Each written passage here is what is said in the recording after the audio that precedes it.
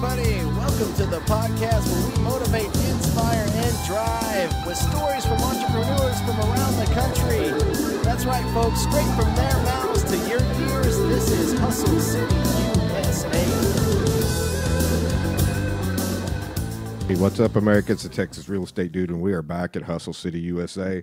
Back in the chair, got a great guest with me today, my co-host and partner in crime, John Altic. Well, how the hell are you, man? Thanks for being back in here today. What's up, bud? It's been too long. It's been too long. Life's got in the way a little bit here. Actually, work's got in the way. It's been a minute, but it's been a wild and crazy ride to get here, so we're good. Well, that's good. That's good. I mean, we've got all these toys, and we need to start putting them to use, huh? I know every time I come in the podcasting room, you've added some new stuff to our setup. It's pretty wild in here. Well, those we needed some better light in here, but I think those will go when we start doing the video stuff. Yeah. But I just had them in here to hook them up and play with them, see if they worked a little bit. It's like your own photo shooting place. It's kind of crazy. It's my own photo booth. Do you remember the photo booth, guys? I do. I feel like I'm sitting in a photo mat 10 hours a day when I'm in here. We should cut a hole in the wall and I could do a drive-by service or something. There you go. I love it. So what's been going on in your world? What do you want to chat about today? Man, it's been busy. You know, real estate's been on fire. We've been adding people. I've been doing a lot of speaking gigs. Went to New York and spoke at Inman, which is a big real estate conference. So that was pretty exciting in January. And, you know, just getting 2018 kicked off. You know, it's the life of an entrepreneur. Like you run and make hay while the sun shines. So I had an agent outside the JLA group ask me the other day, and I think I gave him the number correct, but he said, what kind of volume do you guys do? And you just put that out recently, didn't you? Yeah, you know, we finished 2017 at $430 million in gross sales. 2016, we did $238 million, so a monster increase. Wow, that is a monster increase. Do you know the agent increase from that year to this? Yeah, we picked up a couple, 300 agents. I couldn't tell you exactly. You know, in the real estate world, people move around a lot. Right. But we added some really phenomenal agents. But what I'm most excited about is watching the agents, grow. It's one thing to add a ton of agents to your brokerage, and you can always do that and grow. But it's another thing to take and train those individual agents who are individual entrepreneurs. A real estate agent's a 1099 entrepreneur that works underneath your brokerage and is getting their business moving in the direction where they grow every year. And it's like growing any other business. You want to move in that direction. So that's where we spend the bulk of our time, and that's where our volume increase is coming from. Mm-hmm. And so what would you say helps an individual agent increase their production? So that's kind of what I wanted to talk about today as we start through this podcast is I challenge all new agents when they join us and we start in on my branding classes. Who are you? Who the heck are you? And that's a really crazy question to ask a 35 to 45-year-old or anybody. Right. You know, ask yourself who you are. Now, interesting, I asked my 10-year-old, who are you? And she's got really good answers. So, I'm a girl, I'm your daughter, I've got blonde hair, I like pets. It's funny, though, I think 10-year-old daughter may be more dialed in to who she is than some of the 35 to 55-year-old people we run into every day. So I was in a training myself a couple of weeks back, and it said that once we all become adults, we sort of have this filter in the back of our mind. It's like, no, we can't do that. I've got to put on these khakis and loafers or whatever because that's what society expects of me. And so we've got this filter that we can't really be ourselves because we're boxed in to what society deems as appropriate for adult behavior, I guess. Well, I'll tell you what I see that as, and it's a platform I'm working on for some motivational speaking that I do is, as adults, we see the world through a window. Okay, we see what other people look like, act like, should be like, and we go after that. Where in reality, I think we should be seeing the world through a mirror. We need to be looking in that mirror, and who are we? Who do you see in that mirror every day, and are you being the best you can possibly? Whether that's wearing khakis or not. I mean, if that's what makes you happy, thing, yeah, that's what makes you happy. It's not going. You're not going to see me in a pair of khakis. There's not a pair that hangs in my closet. Nothing against khakis. It's just not my look. Right. And I think that it happens in life, and I don't know where this got in. And you're a little bit older than me, but I thanks for that. I was at the 438 marker. I need an edit. I was born in '74, so I missed the hippie movement. I might be a product of the hippie movement, but I missed it. But how did we get from the hippie movement of be yourself, be who you are, to the point we are today, where it's just not acceptable to be who you really are? So to add to that, it's a little off topic, but I was reading this just yesterday, and it was talking about 60s and 90s eras music, that this person thought those were the two best eras because they were two eras that really expressed themselves. So the 60s and maybe the 70s, everybody was expressing themselves. 90s was kind of weird with the grunge. People were expressing themselves. But for the most part, like the 80s were sort of locked down, and the 2000s we got locked down again. And now we got millennials that are doing their own thing. But those of us that are a little older, we locked in and we're not expressing ourselves like we should be, or could be. I see it all the time, James. And where I think you grow, and to bring this back, into our entrepreneurial world, which we love to talk about, is if you don't know who you are, you can't be good at you. That's right. You have really got to know who you are in order to go out here and be really fabulous. And you also have to know who you're not. So for me, I'm not a detail person. Right. Okay, I'm a big picture guy. I'm a talker, not a writer. Know who you are, know who you're not. If you really want to make it in doing what it is that you love to do, you better come to terms with who you are. Sure. And it's hard. It's really, really hard because you don't want to look in the mirror and say, who am I? We don't like what we see sometimes, right? And you know what? We can all lose about 10 pounds. I'm a skinny fat guy trying not to be fat guy, right? I mean, we've all got these things that we're like, we don't want to hear it. And if you want brutal honesty, ask your 10-year-old, who am I? If I ask my 10-year-old who I am, I don't know if I want to see that answer. So I used to tell myself this all the time, and I think it relates sort of along the same lines. And being from around the Louisville area, of course, Churchill Downs and horse racing was always a big love. Just Saturday afternoons there or something, not a big gambler or anything. But always thought, if a person really loves horses and all you think about is horses and you could draw horses and you know all about horses, yada, yada, everything about horses, but you're working with pigs or cows, you're not being true to yourself. Not being who you are. You should be with the horses. Right. And I've had to tell myself a lot over the years. It's like, hey, I'm doing this, but I should probably really be over here because there's where my passions lie. Well, and that's where corporate America's, huge part of our society is corporate America. It's also, I think, a drain on the creativity in our society. Yeah, I spent 14 years with Hershey Chocolate, and great company. I have nothing negative to say about them. It's corporate America, right? They wanted you in khakis and a white shirt and Cole Haan shoes. They wanted you to fit the look that's been there for 50, 60, 100 years. Right. And there's nothing wrong with that. And there are people that totally excel in that environment. That is not an entrepreneurial environment. It's not what I found myself getting up every morning and enjoying. It's not what I wanted to do. Again, great company, and selling chocolate's so easy. This is the easiest job I ever had, right? But it didn't make me happy, and it didn't because it wasn't truly who I was. Right. And I think that corporate America has done that to a lot of people. They check in and then they check out. How have you changed since founding JLA?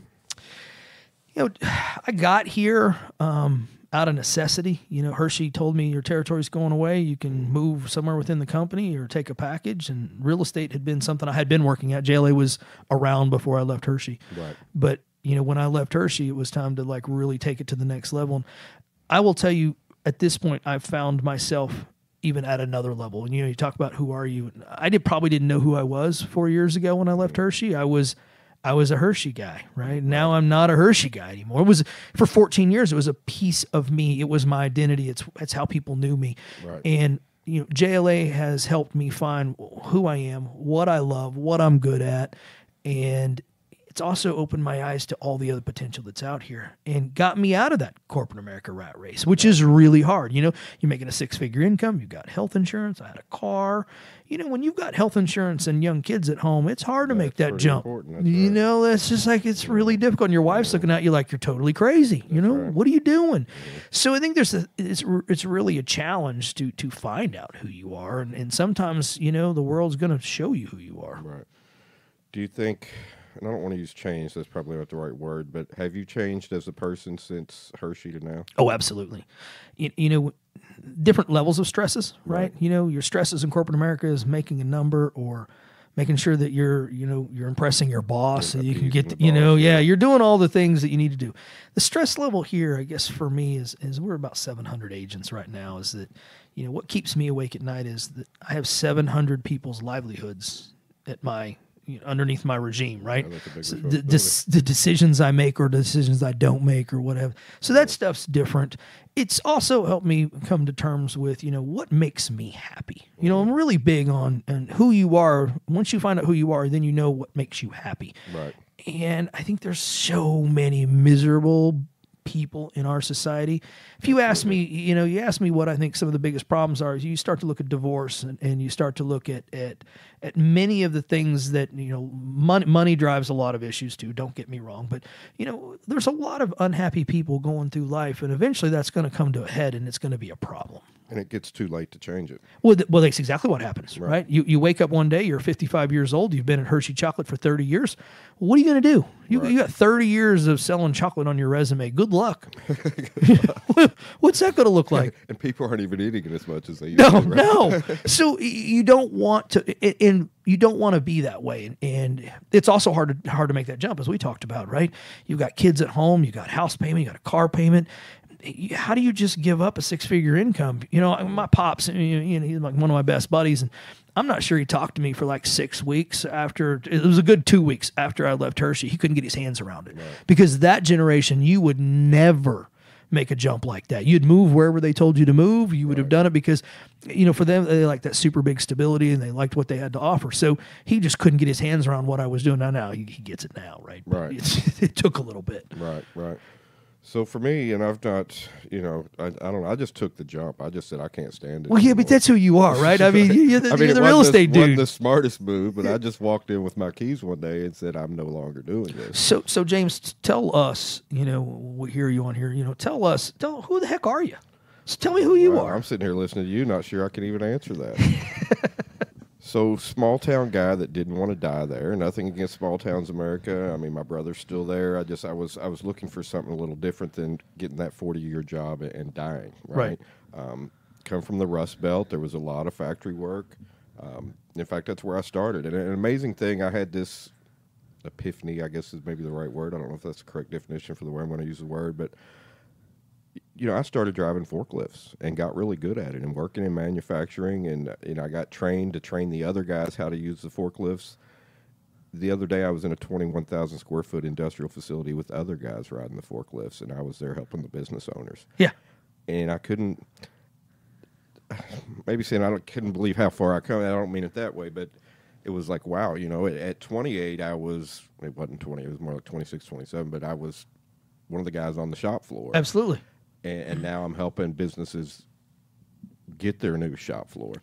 And that it's interesting in retrospect what you see there. And I'm not knocking forklift workers or Hershey workers or anybody like that, because if that's what your passion is, if you want to be the absolute best forklift driver and it's what you get up and look forward to every day, then that is where you need to be, right? Well, and at the time I enjoyed it, but I knew I didn't want to drive that forklift for 40 years. So I think that is the big difference between our generations and where we are, is that we wake up one day and say, I'd never planned on doing this long. And you look at society, right? You graduate from high school. Some people go to college, some people don't. But boy, at 18, you've got these wild dreams. Like, here's what I want. I want to live in this house. I want to take these trips, and I want to do these things. I want to drive these cars. I want to do all this stuff. And then you get married, and then you have some kids, and you're stuck in a corporate America job. And at some point along the way, you lose your dreams, right? That's right. You lose them because they become unattainable and unrealistic. Right. You talk about small town America. I mean, there are 42 people in my graduating class in Pleasant Hope, Missouri. Big shout out there. I come from super small town America, and it's a great place to be from, and there's nothing wrong with it. That my parents still live there. It's a great place to go visit. But the same thing is, I knew I wanted more, which couldn't be had in those environments. And there's nothing wrong with those environments. It just wasn't for me, because I think early on I at least knew where I wanted to go and what I wanted to do. We all dream at 6 of maybe being a professional basketball player or throwing a football for a living, and we all know those are unrealistic. But those 18-year-old goals are usually pretty realistic. Pretty spot on, right? They can happen. And I'm looking at you. Obviously the audience can't see you, and I see a guy that... Thank goodness. I got a perfect face for radio. Yeah, I've known James for, 10, 15 years now. When I first met him, he was wearing a suit and tie, and he had this short haircut. Oh, my goodness. It was awful. It was awful then, and it's awful now to even imagine it, right? And, I'm looking at a guy now who's finding himself. He's got on a cool pair of boots, and he's got on a button snap, a pearl snap button shirt, and he's who he is. And I've known James long enough to know he finally found himself. And I'm not saying how you dress dress is, corporate America requires people to dress a certain way sometimes, and you got to look the part. But I think back to my wife's grandfather. When I met her, he was probably in his 70s, early 80s, and middle stages of Alzheimer's. So he was going through some issues. But the dude would get up every day. He's retired bank president and a college professor, and he would get up every day and put his suit and tie on, even when he was 75 years old and had nowhere to go, because that's who he was. That was his comfort level. Right. And so I think, like, there's nothing wrong with a suit and tie. It's not for me and it's not for you, but there's nothing wrong with it if that's who you are. Sure. And I think that generation, though, being that much older, I mean, how do I say this properly? In the 40s, 50s, in my mind anyway, people dressed more properly. Yep, it was a proper time. So now we're a little more loose in our attire. We go to Walmart in our PJs and stuff. You do, and I don't want to see that. No, and I'm going to admit I'm guilty to this. So for the longest time, I was self-conscious. Like, I don't want to get out and run in the store in my PJs.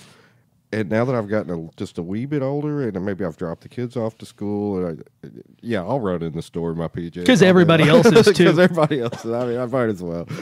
Yeah, I think you're right, though. I think it's generational. And where are we headed? What's that look like? What's people's happiness level look like? And for me right now, we're both sitting here in jeans, kind of goofy shirts. It's who we are. It's what makes us. It's part of my brand, to be quite honest with you. Yeah, it is. This has become my brand. You've got to find that. And I guess that's my challenge for people today. Who are you? And I guarantee you that most people have no clue who they are. So I found out around the time I started finding out who I wanted to be, or going back to who I was, or what have you. I had a client. We were out on small acreage tracts, 3 to 5 acres, and he said, I've bought maybe 10 pieces of property throughout my lifetime. He was mid-50s. And he said, I've never used a realtor.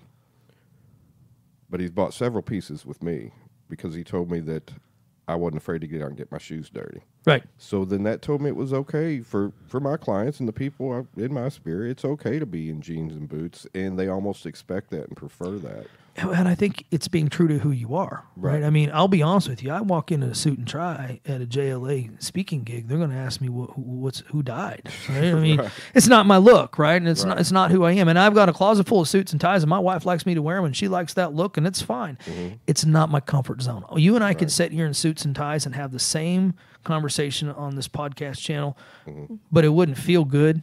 It wouldn't feel like who we are. Nobody would know. It doesn't matter. And that goes back to, again, being true to who you are, and you're going to be the best you once you know who you are. And it's really hard to define that. And in real estate, we have a lot of stay-at-home moms that come into real estate. It's the next kids have started back to school, so they want to get into something part-time, and so they come in here. And I think sometimes that's a really, really hard place. Is when I ask a mom who's been a stay-at-home mom for 15 years, who are you? When they look at me with some sort of a blank stare, and they say, "Well, I'm a mom." Yeah, we've identified that. I'm a spouse. Okay, they don't have an identity, or they've been in a completely different type of career that was not sales related at all. And even if they were in, they were sort of just at that career. And I don't mean that in a derogatory way, but you know what I mean. Yeah, they were checking the box. Right. And it's really interesting, and I love to hear people's stories, right? So I'm all about the story. How'd you get here? Who are you? And I ask who you are so many times. I mean, I ask it almost every day to 2 or 3 people. It's because I really want to know your story. I want to know what makes you you. Why are you sitting here in my office talking real estate? How did you get here? Because nobody graduates from high school and goes and gets a real estate license. It doesn't happen. I wish I would have known, though, with all the free lunches and stuff. I would have ate well at 18, man. I would have tore that. I may not have sold it. I mean, sort of like now, I may not have sold it.